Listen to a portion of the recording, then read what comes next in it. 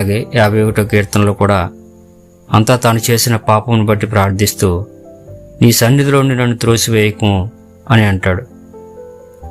దీనిని బట్టి మనకు అర్థమయ్యేది, ఒక మనిషి దేవుని ఎదుట నిలబడినప్పుడు తను చేసిన పాపాలు గుర్తుకొస్తాయి. ఎందుకంటే ఆయన మహాపరిశుద్ధుడు కాబట్టి.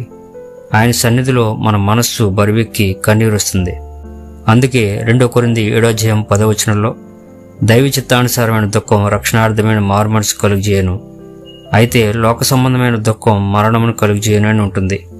అందుకే దేవుని యొద్దకు వెళ్ళి వారి పాపములు నిజమైన కన్నీటితో ఒప్పుకొని పశ్చాత్తాపడినప్పుడు గొప్ప పాప విడుదల అనుభవిస్తారు.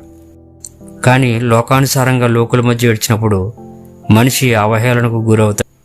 అందుకే యోవేలు గ్రంథం 2:12 కన్నీరు విడుచుచు దుఃఖించుచు మనపూర్వకంగా తిరిగి నా యొద్దకు రండి అని వాక్యంలో ఉంటుంది.